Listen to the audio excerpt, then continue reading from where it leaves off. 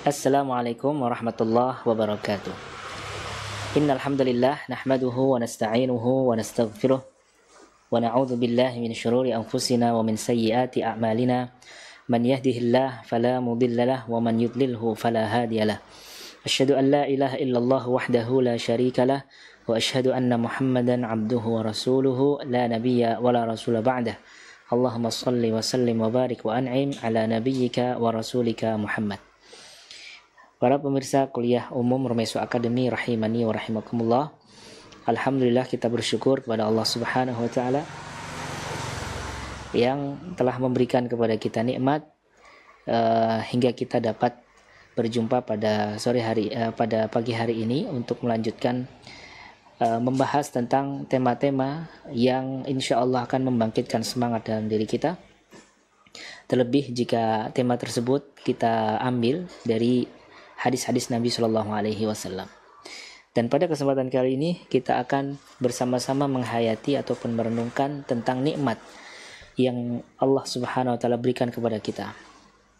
Pemirsa ataupun peserta kuliah umum Romeso Academy rahimani wa rahimakumullah. Hadis yang akan kita bahas pada kesempatan kali ini yaitu sebuah hadis yang berbicara tentang prinsip agar kita itu menjadi pribadi yang selalu bersyukur. Terutama adalah tentang syukur kita terhadap nikmat yang Allah berikan kepada kita. Hadis tersebut dari sahabat Abu Hurairah radhiyallahu anhu, di mana Rasulullah shallallahu alaihi wasallam mengatakan, "Idza nadhara ahadukum ila man fuddila alaihi fil mali wal khalqi." Jika kalian melihat seseorang yang Allah lebihkan dalam kekayaan dan juga dalam fisiknya, falyanzur ila man huwa asfalu minhu, maka lihatlah orang yang lebih rendah, yang nasibnya tidak seberuntung kamu. Gitu ya. Jadi hadis ini pemirsa rahimani wa rahimakumullah mengajarkan kepada mereka yang ingin sukses untuk mensyukuri kesuksesan yang telah mereka capai. Ya, kita coba baca bagaimana penjelasan yang tersebut di dalam Al-Arba'un At-Tatwiriyah ya. Ketika menjelaskan kita hadis ini, penulis mengatakan, "An-najihuna la yansawna madihim qabla an-najah." Orang yang sukses itu tidak melupakan perjuangannya, keprihatinannya sebelum dia sukses. Mereka berusaha untuk mengakui, berusaha untuk menyadari kesuksesan sebagai nikmat Allah Subhanahu wa taala atas mereka.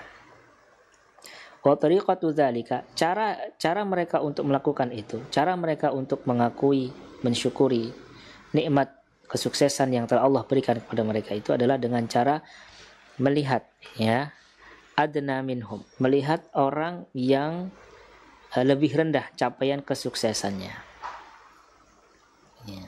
Sehingga dengan demikian dia akan bernostalgia dengan perjuangannya qablan najah sebelum dia sukses, wa yatamannawna lahumul khair, serta dia juga akan berharap agar orang-orang yang dia lihat kesuksesannya lebih rendah itu mendapatkan kebaikan.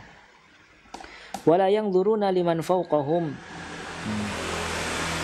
mereka tidak melihat orang yang berada di atas mereka, tidak melihat orang yang kesuksesannya lebih dari mereka, nadratan hasad, dengan pandangan hasad. Fahum yuhibbunan najihin wa yatamannawna lahum mazidan minan najah. Orang-orang yang sukses sejati itu senang terhadap orang-orang yang sukses dan berharap orang yang sudah mencapai kesuksesan itu bertambah kesuksesan mereka. Bal yata'allamuna minhum wa yaqtadawna bihim fi sabilin najah. Dia juga berusaha belajar dari orang-orang yang kesuksesannya itu lebih, belajar tentang cara mereka, tentang perjuangan mereka. Inilah sebuah kaidah emas yang diyakini oleh orang-orang yang sukses, yaitu unzur, melihatlah, liman huwa adna minka najahan, lihatlah kepada pihak yang kesuksesannya lebih rendah daripada kamu. Tujuannya apa? Tujuannya adalah untuk litash'ir ni'matan najah, supaya kamu menyadari, merasakan kepuasan tentang capaian yang telah kamu dapatkan. Wala tangdzur liman huwa a'la minka najahan, bukan malah melihat orang yang kesuksesannya lebih tinggi daripada kamu, hatta la taqzima najahaka wa tazdari dzataka, sehingga itu membuat kamu tidak menikmati kesuksesan dan merendahkan dirimu atau merendahkan perjuanganmu. Tadhhaba nafsaka hasratan wa hasadan, jiwamu menjadi menyesal dan hasadan serta hasad. Wa fi dzatil waqti tatamanna li ghairin najihin an yasluku tariqan najah wa tata'allam minan najihin wa taqtadi bihim. Sepatutnya orang yang sukses itu ya mereka menginginkan orang lain juga sukses, yaitu orang yang betul-betul sukses ya, bukan suksesnya hanya fata morgana. Betul-betul orang yang sukses itu bahagia lahir dan batin. Itu orang yang juga menginginkan orang-orang itu pada sukses, orang lain juga pada sukses. Ya. Dan tata'allam, dan dia masih mau belajar. Dia mau belajar kepada orang lain yang lebih sukses ya, untuk mencari inspirasi supaya dia makin bisa meraih kesuksesan. Baik. Jadi hadis ini mengandung sebuah prinsip yang harus diyakini setiap muslim, dan itu akan menjadikan hidupnya makin bahagia. Yaitu apa? Yaitu mengakui nikmat yang telah Allah berikan kepada kita dan mensyukuri nikmat tersebut. Karena manusia itu tidak akan pernah puas sebetulnya dengan capaian itu. Manusia itu nggak akan pernah puas. Ya, ketika belum punya motor pengen punya motor. Ketika sudah punya motor second pengennya motor baru. Ketika motor baru sudah dibeli, sudah didapatkan, pengennya motor yang terbaru pada saat ini. Ketika sudah punya motor pengen punya mobil, dan seterusnya. Nikmat itu ketika sudah didapatkan seperti ya biasa saja begitu ya. Biasa saja. Jadi pengen lagi yang lebih, pengen lebih lagi. Manusia itu nggak pernah berhenti untuk menginginkan yang lebih. Maka nafsu manusia yang seperti itu, kalau kita tidak rem, kalau kita tidak manajemen, maka hidup ini kita nggak akan pernah mencapai kepuasan hidup. Yang ada itu ngeluh, kurang terus. Nggak akan pernah mencapai kepuasan hidup. Tiba-tiba habis waktu untuk mengeluh, habis waktu untuk rakus, ya. Habis waktu untuk tamak dan mengejar hasrat. Tiba-tiba sudah tua, nah gitu kan, tiba-tiba mati. Jadi hidup ini yang singkat ini ya pemirsa, hidup yang di dunia ini yang cuman sebentar, dan itu pun cuman sekali. Maka jangan diisi dengan hal-hal yang tidak menyenangkan gitu loh, yang tidak membahagiakan. Isilah dengan hal-hal yang membahagiakan. Kalau kita tidak pernah puas dengan apa yang kita capai, tidak pernah kita bersyukur kepada Allah atas nikmat yang ada pada kita pada saat ini, ya, maka yang ada hidup ini isinya adalah penyesalan. Isinya adalah tidak pernah plong di hati ini, tidak pernah puas gitu loh. Nah, maka Nabi SAW mengajarkan kepada kita suatu prinsip agar kita ini merasakan kepuasan seberapapun apa yang Allah berikan kepada kita, seberapapun kesuksesan yang telah kita capai. Hendaknya kita bahagia. Yang sukses, yang capaian suksesnya sedikit, alhamdulillah disyukuri. Yang lebih banyak, alhamdulillah disyukuri. Jangan menunggu pengen jadi. Ada orang jadi pengusaha, Dia pengen jadi pengusaha itu seperti pengusaha siapa? Pengusaha terhebat sedunia ini ya. Mungkin yang punya Starlink itu siapa? Elon Musk. Dia pengen jadi seperti itu. Dia kira kalau udah sampai capaian itu habis itu bahagia. Ya kan? Dia menunggu bahagia itu kalau udah sampai itu. Iya. Betapa lamanya ya. Kalau penghasilan UMR Jogja kan betapa lamanya untuk mencapai itu ya. Artinya tidak usahlah kita ini membebani diri dengan sesuatu yang tidak perlu, yang di luar batas begitu loh. Anda boleh menjadikan itu sebagai inspirasi, tapi Anda tidak boleh menjadikan hal seperti itu tidak mensyukuri nikmat yang ada pada Anda saat ini. Karena itu menyakitkan, karena itu bikin hidup gak bahagia. Maka Nabi SAW mengajarkan kepada kita untuk bahagia di setiap step tahapan kesuksesan itu. Kita tuh harus bahagia gitu. Alhamdulillah ya, misalnya kita punya target hari ini, ya kan, zikir pagi petang, alhamdulillah gitu kan. Olahraga iya misalnya gitu. Target olahraga, target zikir pagi petang, target mencari nafkah, target berkarya. Nanti ketika sebelum tidur kita evaluasi seberapa ya capaian seberapa persen ya, dari sekian target harian yang sudah tercapai. Alhamdulillah yang tercapai 50%, syukuri alhamdulillah. Apa yang telah kita dapatkan itu syukuri alhamdulillah, bukan disalahkan diri ini. Ya. Diri ini disalahkan. Disyukuri nikmat sekecil itu, sekecil apapun nikmat itu syukuri alhamdulillah. Karena kalau kita syukuri ya, Allah akan menambahkan nikmat. La in syakartum la azidannakum. Kalau kamu bersyukur, akan Allah tambahkan nikmatmu. Syukur yang kecil. Adapun 50% yang gagal dievaluasi. Evaluasi, berpikir solutif, jangan menyalahkan diri terus. Oh, solusinya apa? Oh, mungkin waktunya harus. Oh, mungkin scrolling saya hari ini memang lebih dominan ya. Masih cukup banyak scrolling yang nggak perlu gitu kan hari ini. Oh, mungkin itu sebabnya kenapa hanya tercapai 50%. Besok dicoba lagi. Tapi ingat ya, jangan lupakan capaian sedikit yang telah kita capai gitu. Makanya Nabi mengajarkan kepada kita agar kita ini selalu puas ya dengan apa? Sedikit capaian yang sudah kita dapatkan itu dengan cara melihat orang yang lebih rendah daripada kita dalam nikmat duniawi. Falyanzur ila man huwa asfalu minhu. Melihat orang yang capaian kesuksesannya lebih rendah. Nah, ini bicara tentang nikmat duniawi ya. Dalam hal harta misalnya, dalam hal bisnis gitu. Apa yang kita dibuat ya, hati ini selalu menyalahkan, tidak pernah puas, hanya soal harta saja. Nah, soal dunia yang Nabi SAW mengatakan tidak lebih berharga di sisi Allah daripada sehelai sayap nyamuk gitu loh.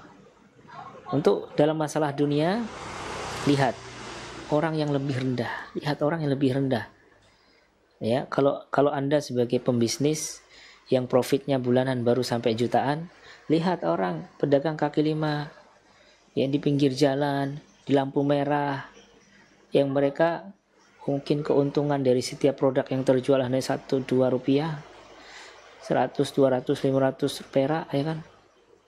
Mereka cukup bersyukur kalau mendapatkan untuk bisa makan di hari itu. Lihat yang lebih rendah itulah. Sehingga Anda mensyukuri capaian Anda sekarang. Kalau Anda mensyukuri, itu menjadi energi bagi Anda untuk terus saya semangat lagi. Jadi energi positif buat Anda. Tapi kalau yang ada cuma nyalahkan, menyesal lagi, menyesal lagi, ya lama-lama jiwa ini akan down. Siapa yang kuat untuk berjuang kalau disalahkan terus, nggak pernah diberikan penguatan emosional? Jiwa kita ini juga punya hak untuk kita kuatkan gitu. Nah, melihat kepada orang yang lebih rendah capaiannya. Di sini ada pernyataan ulama yang dinukil penulis dan penting untuk kita pahami, yaitu Imam Ibnul Jauzi rahimahullah mengatakan, menjelaskan hadis ini ya. Hadza min ahsanil adabi wa bihi yatibul aish. yang diajarkan oleh Nabi SAW dalam hadis ini merupakan adab yang terbaik. Ya, artinya karakter yang terbaik. Wabihi, dengan karakter ini seorang akan bahagia hidupnya. Kenapa? Fa innan nafsa tuhibbu alla yafuqaha ahadun fi syai'in. Karena tabiat jiwa manusia itu tidak akan senang diungguli oleh siapapun. Tidak akan senang diungguli oleh siapapun. Makanya hati-hati kalau menceritakan nikmat tuh. Jangan terlalu polos gitu loh. Sebagian orang itu terlalu polos. Dia ceritakan semua apa yang dia capai kepada setiap orang. Padahal manusia siapapun dia, soleh walaupun fajir atau saleh, ya, penuntut ilmu ataupun bukan, hijrah ataupun belum, manusia itu tabiatnya nggak senang diungguli oleh siapapun. Nah, itu ya. Jadi sebagian orang terlalu polos, ceritakan semua yang capai, akhirnya orang hasad sama dia. Na'udzubillah. Hasad sama dia, akhirnya orang ini mandang kepada dia dengan pandangan yang hasad, yang terjadi petaka, terkena ain. Na'udzubillah min dzalik. Makanya kita ini kalau nggak dilindungi oleh Allah, kita nggak tahu mana pandangan mata yang hasad, ini nggak tahu. Sementara manusia tabiatnya apa? Ya, tidak senang diungguli oleh siapapun, maunya dia yang paling unggul gitu loh. Jadi setiap kita ini pasti pernah hasad. Setiap manusia pernah hasad. Tapi kata Imam Ibnu Taimiyah rahimahullah, akan tetapi orang yang soleh dia menyembunyikan hasadnya, dia menahan hasadnya. Adapun orang yang fajir dia akan melepaskan hasadnya. Jadi jiwa manusia itu nggak senang diungguli siapapun. Fa idza nadharta ila man qad faqaha inkasarat. Di saat dia melihat ada orang yang lebih unggul daripada dia, inkasarat, hancur hatinya. Ya, wa rubbama tasakhatat ma hiya fih. Bahkan bisa jadi dia merendahkan apa yang sudah dia capai saat ini. Masya Allah, betapa zalimnya ya sikap itu kepada diri sendiri yang sudah meluangkan tenaganya, pikirannya, ya kan, begitu maksimal, terus dia celah-celah. Tasakhatat ma hiya fihi. Bahkan bisa menjadikan dia itu merendahkan, murka terhadap apa yang sudah dia capai saat ini. Fa idza nadarta ila man dunaha, oleh karena itu kalau Anda melihat orang yang lebih rendah capaiannya, arafta qadra ni'mati, kamu akan menyadari harga dari nilai nikmat yang telah kamu capai. Fasyakarta, sehingga itu akan membuat Anda bersyukur. Nah, jadi Nabi SAW itu memahami karakteristik manusia yang seperti itu, gitu ya. Tidak usah tengok kanan, tengok kiri nih. Kita sendiri ini, ya, memang seperti itu tabiatnya.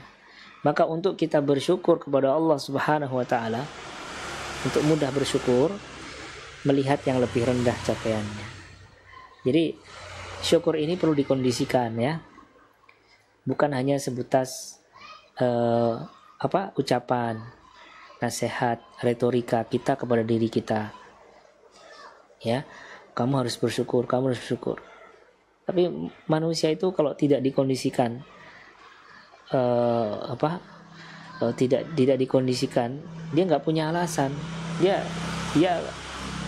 ibarat orang disuruh makan lagi nggak lapar gitu loh. Nggak lapar suruh makan, ya siapa yang mau makan gitu kan? Nah, dibuat kondisi dulu dilaparkan, baru makan dia. Nah, syukur itu sama juga. Syukur itu kalau kita mau mudah, kita kondisikan jiwa kita ini. Jangan kamu harus syukur terus. Tapi nggak dikondisikan, ya tidak bisa. Jadi kondisikan syukur itu dengan cara mindset kita dalam memandang capaian orang lain itu melihat yang lebih rendah. Nah, dengan seperti itu kita alhamdulillah, ya saya ternyata jauh lebih beruntung dari orang lain, dari banyak orang, ya kan? Lihat yang lebih rendah, supaya kita dapat penguatan emosional dari kita sendiri gitu, ya kan. Jangan disalahkan terus, ya. Sudah capek-capek berjuang diri, dihargailah. Kita berusaha menghargai orang lain kok, masa sama diri sendiri tidak menghargai, Hargai diri kita ini, capaian sedikit disyukuri. Caranya gimana? Lihat orang yang capaiannya lebih rendah daripada kita. Bukan untuk mencela orang itu, tapi untuk mengikis ketamakan kita. Ya, dan memancing rasa syukur. Nah, seperti itu. Nah, kalau seperti ini pola pikirnya ya teman-teman, maka Anda akan bahagia di setiap step perjuangan Anda. Karena akan bahagia. Nah, baik. Kemudian di sini ada pernyataan yang dinukil oleh penulis, yaitu dari Imam Al-Iraqi rahimahullah. Baik. Dari peserta apakah ada yang bisa membacakan? Ayo, yang sudah ikut kelas bahasa Arab Rumaiso, belajar baca kitab sama Ustaz Abdul Twasikal, boleh dipraktekkan di sini. Silakan. Siapa? Ada yang ngaco nggak? Hah? Yordan. Oh, Yordan, Mas Yordan, silakan. Bagaimana Ustaz? Lebih spesifiknya? Ini yang ditampilkan di layar nih. Waqala al-Imamul Iraqi. Iraqi. Nah, silakan. Qala al-mu'allifu rahimahullah hafizahullah taala. Wa qala al-Imamu al-Iraqi, Iraqi Ustaz. Iraqi. Minal Iraq. Iraqi.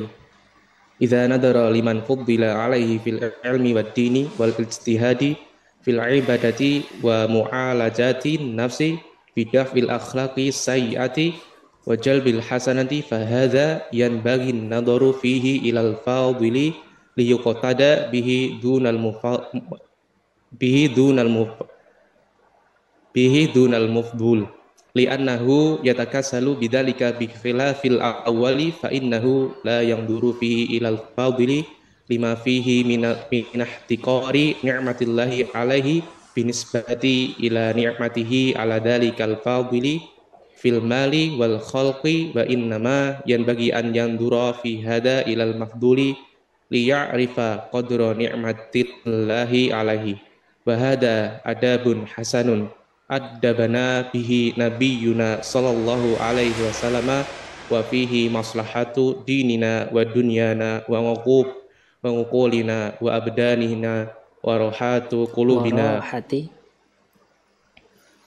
wa rohati qulubina fajazahullahu an nasihatihi afdhala ma jaza bihi nabiyan. Nah, Al-Imam Al-Iraqi menjelaskan hadis tadi dengan menyatakan, idza nadhara liman fuddila, jika kamu melihat orang yang dilebihkan dalam ilmu di sini maksudnya ilmu tentang agama ya, ilmu tentang Allah, ilmu tentang Rasulnya, ilmu tentang Islam, waddin, serta dilebihkan kualitas keislamannya, dia menjadi pribadi yang kuat ibadahnya, dan ibadahnya bukan hanya kuat tapi berkualitas sesuai dengan dalil, sesuai dengan tuntunan Rasulullah SAW begitu ya. Fuddila alaihi fil ilm wad din, ya, di saat seseorang melihat orang lain yang lebih unggul ilmu dan ilmu agama wal ijtihadi fil ibadah, serta kesungguhan ibadahnya, wa mu'alajatin nafsi, dan kesungguhannya dalam mengobati penyakit-penyakit jiwa, bidafil akhlak, yaitu dengan mencegah diri ya, menjauhkan dirinya dari berbagai akhlak yang tidak baik, wajal bil hasanati, mendatangkan kebaikan dan berusaha untuk mendatangkan akhlak-akhlak yang baik kepada dirinya. Fahada, untuk terkait orang yang seperti ini atau terkait hal yang seperti ini, maka sepatutnya seseorang melihat orang yang lebih unggul, capaiannya. Kenapa? Liyuqtada bihi dunal mafdul, tujuannya supaya dia mencontoh, terinspirasi, bukan malah melihat yang lebih rendah. Ya, kalau seorang rajin sholat berjamaah di masjid 5 waktu, maka jangan melihat orang yang bolong-bolongan gitu kan ya. Tapi lihatlah yang lebih. Lihatlah orang yang bukan hanya berusaha mencapai kualitas dalam ibadah yang wajib, tapi jika dia juga menjaga sholat sunnahnya. Lihatlah orang yang selalu sholat sunnah rawatib, dilihat itu, oh masya Allah. Itu. Ketika seorang mampu bersedekah, ya, menjadi orang tua asuh 1-2 anak yatim, jangan melihat orang yang lebih rendah, nggak punya anak yatim yang diasuh misalnya gitu kan. Jangan, lihat yang lebih tinggi lagi, dia bisa ngasih nyantuni 10 anak yatim, dia tanggung pendidikannya, dia tanggung ke biayanya dan seterusnya. Jadi lihat yang lebih tinggi kalau dalam masalah ibadah, dalam masalah perkara akhirat. Ya, gitu ya. Bi khilafil awwal, ya, li'annahu yatakasal bidzalik, karena kalau dia melihat orang yang lebih rendah capaian agama, ibadahnya gitu ya, itu akan membuat dia malas. Bi khilafil awwal, berbeda dengan kondisi yang pertama, yaitu tentang duniawi, capaian duniawi. Fa innahu la yanzuru fihi ilal fadil. Nah, kalau capaian duniawi ini jangan melihat yang lebih. Lima fihi min ihtiqari ni'matil, alasannya apa? Karena kalau melihat yang lebih, itu akan membuat seseorang merendahkan nikmat Allah atas dirinya, merendahkan nikmat Allah yang telah ada pada dirinya. Ya. Baik, jadi kalau untuk masalah dunia melihat yang lebih rendah gitu ya. Wa innama yanbaghi an yanzura fi hadza ila al-mafdhul liya'rifa qadra nikmatillah, supaya dia menyadari tentang nilai nikmat yang telah Allah berikan kepadanya. Wa hadza adabun hasanun adabna bihi nabiyyuna sallallahu alaihi wasallam. Inilah etika yang luhur yang telah diajarkan oleh Nabi kita sallallahu alaihi wasallam. Di dalamnya terkandung maslahat agama dan dunia, maslahat akal dan badan, serta rohata qulubina, serta ketenangan bagi hati. Semoga Allah membalas Nabi kita atas kebaikannya ini dengan sebaik-baik balasan yang Allah berikan kepada Nabi. Nah itu, jadi di sini Imam Al-Iraqi mengklasifikasikan, ya, prinsip ini diarahkan kemana? Prinsip ini akan proporsional, akan tepat kita lakukan, kita yakini, kita pegang itu ketika dalam keadaan apa? Apakah dalam semua nikmat duniawi, nikmat kehidupan ini disikapi seperti itu atau bagaimana? Nah, ternyata tidak. Bahwasanya prinsip melihat orang yang capaiannya lebih rendah itu berlaku untuk capaian duniawi. Nah, ya, itu hanya berlaku untuk capaian duniawi, tidak berlaku untuk capaian ukhrawi. Ya, jadi kalau duniawi melihat capaian yang lebih rendah, Anda sebagai pembisnis, ya, lihatlah orang yang profit ataupun ya laba bisnisnya yang lebih rendah daripada Anda, perputaran uangnya yang lebih rendah daripada Anda. Anda sebagai pelajar, nah, sebagai pelajar, maka lihat strata pendidikan rekan Anda yang lebih rendah dari Anda. Nah, itu. Anda sebagai produsen, punya pabrik ini atau apa, itu. Lihatlah orang yang capaian lebih rendah daripada Anda. Anda sebagai orang yang sehat, orang yang bugar, sadar tentang makanan yang bergizi, pola hidup yang sehat, syukuri, alhamdulillah. Caranya apa? Lihat orang yang tidak lebih peduli daripada Anda tentang kesehatan, tentang makanan dan sebagainya. Lihatlah, ya, itu Anda akan bahagia, bersyukur. Ya, bukan bahagia atas penderitaan orang, bukan. Kalau bahagia atas penderitaan orang itu kan ada kebencian, ya kan, ada hasad, ada kesombongan. Ini enggak. Ini Nabi yang perintahkan.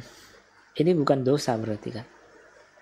Jadi dia bahagia dalam keadaan menginginkan orang juga seperti dia mendapatkan kebaikan gitu loh. Sehingga kebahagiaan itu berkah, kebahagiaan itu menjadi berkah. Ya, di antara berkahnya menghasilkan syukur tadi. Menghasilkan syukur. Jadi masalah dunia terapkan prinsip ini. Tapi kalau masalah akhirat maka jangan terapkan ini. Ya, masalah tentang ibadah, jangan melihat orang yang lebih rendah. Ya. Kalau Anda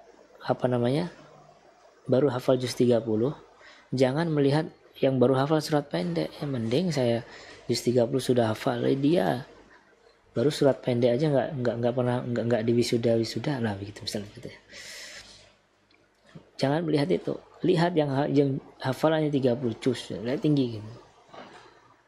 Ya, kalau kita sedang berusaha untuk ekspor dalam sebuah ibadah seperti misalnya tahajud gitu, jangan melihat orang yang nggak pernah tahajud, karena kalau seperti itu yang muncul kemalasan, habis itu nanti ujub itu nanti. Kenapa dibedakan ya Ustadz? Dibedakan karena memang Islam memerintahkan kita membedakan, dan itu sudah karakteristik manusia ya. Karakteristik manusia itu kalau dalam masalah dunia dia melihat yang lebih tinggi, yang ada malah dia nggak pernah puas, sakit hati, ya kan, hasad. Itu udah sunnatullah tuh. Tapi kalau dalam masalah ibadah dia melihat yang lebih tinggi, hasilnya nggak sama. Tidak sama dengan respon manusia yang melihat dunia kepada orang yang lebih tinggi capaiannya, nggak sama. Karena dunia akhirat ini beda, bainas sama'i was sumur katanya. Beda. Itu. Sehingga sunnatullahnya pun beda. Sehingga akibatnya pun beda. Ya, kalau kita melihat capaian dunia, melihat kepada orang yang lebih tinggi capaiannya, hasilnya apa? Kita akan puas, kita akan syukur, kita akan bersih hatinya, akan lapang dadanya. Kalau melihat yang lebih rendah, ya, untuk capaian dunia lihat yang lebih rendah, hati itu akan bersyukur, akan lapang, akan puas. Tapi kalau masalah akhirat lihat yang lebih rendah, yang ada malah kufur jadinya. Karena apa? Dia akan semakin malas, ya, semakin malas, mengurangi ibadahnya. Dan sunnatullah tuh. Atau sebaliknya, gitu ya.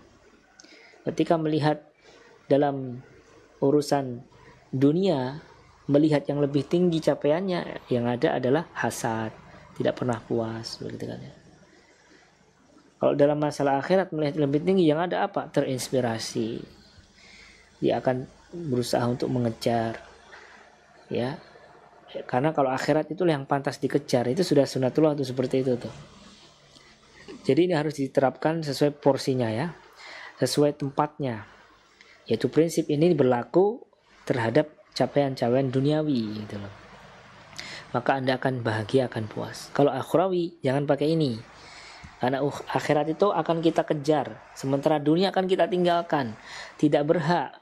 Dunia akan kita tinggalkan ini, ya, disikapi kita melihat yang lebih tinggi capaiannya. Ya, kenapa? Gak akan bahagia di dunia seperti itu. Tapi kalau akhirat yang akan kita datangi, lihat yang lebih tinggi karena kita mengejar. Wasari'u ila maghfiratin min rabbikum. Bergegaslah kalian untuk menuju ampunan Tuhan kalian, wa jannatin, dan surga, arduha ka'ardis samawati wal ardh, yang luasnya seluas langit dan bumi. Jadi kalau akhirat dikejar, kalau dunia ditinggalkan, kita akan meninggalkan. Makanya beda, mindsetnya beda, dan hasilnya pun akan beda, gitu loh. Mindset yang sama kalau diterapkan di kedua alam ini, hasilnya akan beda, gitu loh. Kalau dunia kita melihat yang lebih rendah, yang ada kita puas dan bersyukur. Kalau akhirat, tentang agama, tentang ibadah, kita melihat yang lebih rendah, yang ada adalah malah kufur, semakin malas. Kan beda hasilnya. Karena akhiratnya akan kita kejar gitu. Akan kita kejar. Makanya Allah Subhanahu wa taala mengajarkan, tidak pernah mengajarkan kepada Nabi kita Muhammad SAW sebuah doa yang isinya minta ditambah, ya, kecuali doa yang isinya minta ditambahkan ilmu. Wa qur rabbi zidni ilma. Ucapkanlah ya Muhammad, tambahkanlah ilmu untukku. Ilmu yang dimaksud adalah ilmu tentang Allah, tentang agamanya. Nah, itu yang dimaksud, karena semua ilmu dalam Al-Quran itu adalah maksudnya itu. Ayat-ayat ataupun hadis yang bicara tentang ilmu, itu maksudnya ilmu tentang Allah dan Rasulnya, ilmu tentang agama. Yaitu. Jadi ilmu berkaitan dengan akhirat ini ilmunya kan. Allah tidak mengajarkan, Nabi tidak pernah berdoa Rabbi zidni malan, ya. Ya Allah tambahkanlah harta untukku. Tidak pernah. Tidak ada lafal doa dalam hadis ataupun lafal doa dalam Al-Quran yang isinya minta ditambah oleh Allah kecuali ilmu. Tidak ada yang lain. Tidak ada waqur rabbi zaujatan salihatan. Ucapkanlah ya Allah tambahkanlah istri yang salihah. Tidak ada. Rabbi zidni ilman. Tambahkanlah untukku ilmu. Nah, makanya kalau tentang akhirat itu dikejar. Kita sikapi apa? Melihat yang lebih tinggi. Tapi kalau tentang masalah dunia, lihat yang lebih rendah. Supaya kita mudah bersyukur. Tapi yang perlu dicatat dalam dua kondisi ini, kita tetap juga harus menjadi pribadi yang selalu bersyukur, ya. Meskipun dalam masalah akhirat kita melihat yang lebih tinggi, tapi jangan lupa juga untuk bersyukur. Bersyukur apa yang telah Allah berikan kepada kita saat ini. Beristighfar atas keteledoran yang barangkali masih kita lakukan pada saat ini. Terus istighfar, syukur, istighfar, syukur. Kalau salah beristighfar, bertaubat. Kalau dapat nikmat bersyukur. Kalau dapat ujian bersabar. Maka bahagia orang seperti itu. Udah jam 9 ya, saya rasa cukup materi kita pada kesempatan kali ini. Sebelum ditutup barangkali kalau ada pertanyaan dari rekan-rekan kami persilahkan. Ya, ini dari siapa ini? Dari Abu Muhammad. Izin bertanya Ustaz. Ketika kita melihat orang yang sukses dalam capaian dunia, bisnis, harta, dan lain-lain, mana yang terbaik? Sikap akhlak kita kemudian mendoakan orang tersebut agar semakin sukses, atau bolehkah berdoa agar diri sendiri bisa mencapai kesuksesan sebagaimana orang tersebut? Baik. Ya, tadi sudah dijelaskan ya. Kalau masalah dunia, maka melihat orang yang lebih rendah, seperti itu. Lihat orang yang lebih rendah. Hukum asalnya seperti itu. Jadi sikap pertama seorang mukmin kalau masalah duniawi, itu sebelum dia melihat ke atas, lihat ke bawah dulu. Itu harus dilakukan. Lihat ke bawah dulu. Karena dia harus bersyukur dulu untuk bisa lebih. Jadi sikap pertama ya Bapak Abu Muhammad melihat yang bawah dulu tuh. Nah, kalau Anda kalau sudah bersyukur, lihat yang bawah, ya bersyukur ya. Mau lihat yang atas bukan berarti haram, silahkan lihat yang atas. Tapi hati-hati. Kalau sudah melihat yang atas dalam capaian duniawi, harus ditata hati ini, harus bersih. Karena dunia ini kotor, dunia ini kotor. Potensi untuk hasad ya, potensi untuk terjadinya hasad ketika melihat duniawi itu tinggi daripada akhirat. Meskipun orang bisa saja hasad dengan capaian akhirat orang lain, bisa saja hasad. Ya. Tapi dunia itu lebih kotor. Dunia ini lebih kotor. Potensi untuk terjadi hati ini kotor oleh dunia, hati ini hasad oleh dunia itu lebih besar. Makanya yang pertama, melihat yang bawah dulu. Habis itu kalau sudah bersyukur pada Allah, lihat yang atas dalam keadaan menata hati untuk selalu sadar bahwa saya melihat ke atas ini untuk mencari inspirasi. Ya, saya ingin lebih bermanfaat. Saya ini bisa lebih bermanfaat bagi agama saya, bagi kaum muslimin. Nah, itu ya. Lihatlah ke atas, tapi hati-hati dengan hasad ya. Lihat ke atas dalam keadaan hati ini bersih. Hati ini bahagia dengan capaian orang gitu, bukan hati ini tidak bahagia. Karena seorang itu cukup dikatakan telah hasad sama temannya di saat dia nggak senang temannya mendapatkan suatu nikmat. Dia nggak senang saja itu sudah hasad namanya. Ya, kalau ditambah dia berusaha, dia berharap semoga nikmat itu hilang dari temannya, ini hasad level yang lebih tinggi lagi.